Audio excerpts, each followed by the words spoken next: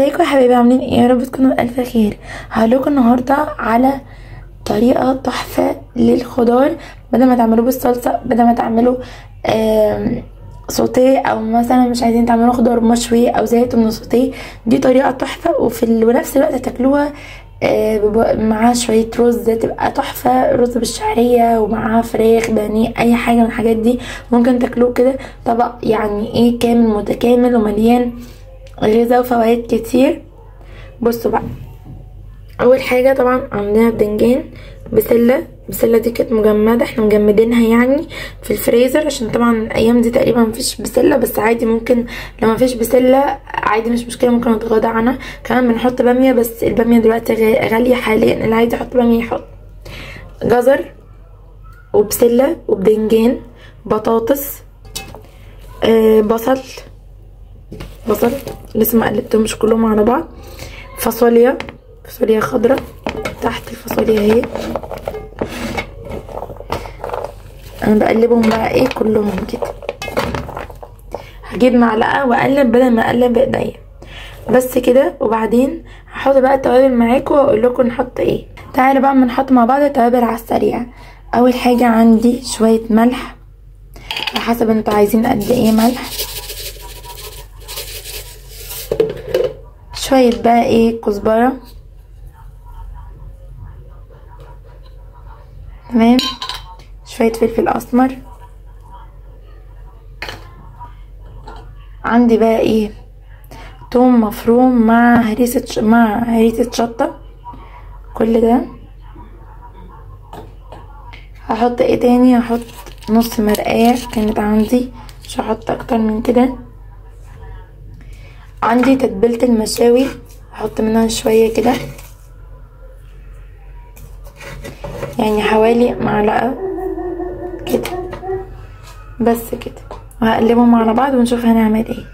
حطيت بقى عليها ايه حوالي طماطمتين 3 كده تحطوهم، وممكن تزودوا وتحطوا معلقه صلصه، بس انا ما بحبش ايه احط صلصه كتير، فقلت استبدلها بالطماطم. الطماطم بتدي طعم احلى للاكل وتستحل حلو كده. وممكن كده يعني احط نص معلقه صلصه كده، اشوف الجو ايه في دماغي واعمله. بعد شويه حلوين كده تفكير، حطيت ايه معلقه صلصه صغنونه بتاعت الشاي بتاعتنا عادي جدا، بس كده تدي ايه لون ولون بس كده ايه للاكل. انا مش هاممني طعم قد هاممني شكل الاكل يكون لونه عامل ازاي. بصوا بقى، هقلبهم كده مع بعض كلهم، تمام.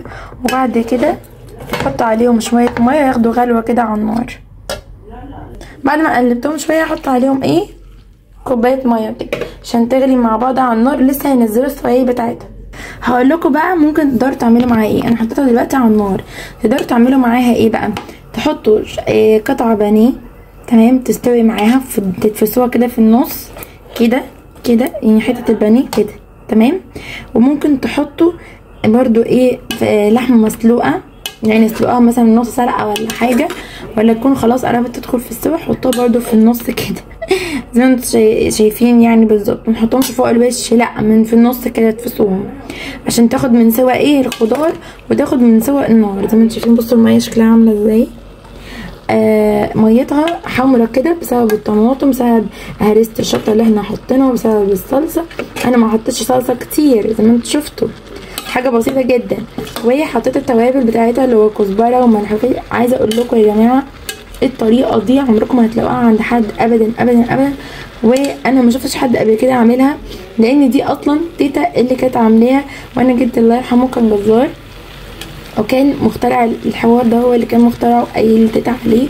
كانت دايما تيتا تحب تعمله باللحمه وكان بيبقى طعمه تحفه، بس احنا نقدر نعملها عادي ساده. انا عاملاها دلوقتي ساده اهو، ولا فراخ ولا بانيه ولا لحمه ولا اي حاجه، زي ما انتوا شايفين اهو. ينفع للدايت كويس جدا. ممكن تحطوا عليه بقى ايه زيت زيتون، تحطوا عليه سمنه اللي انتوا حابينه. ولو انتوا بقى حابين تاكلوه طبق كده، طبق لوحده كده خضار، وتحطوا عليه التوابل دي وتاكلوه كده عادي، هيبقى طعمه تحفه، وفي نفس الوقت هيبقى مشبع وهيبقى برضه مفيد وصحي. ولو عايزين تعملوا غدا مثلا لعيالكم بتاع شويه رز بالشعريه مع شويه الخضار دول، بيبقى يعني تحفه، وبتبقى مفيده جدا لصحتهم وصحتكم. وبس يعني ان شاء الله لما تستوي هوريكم شكلها النهائي عامل ازاي.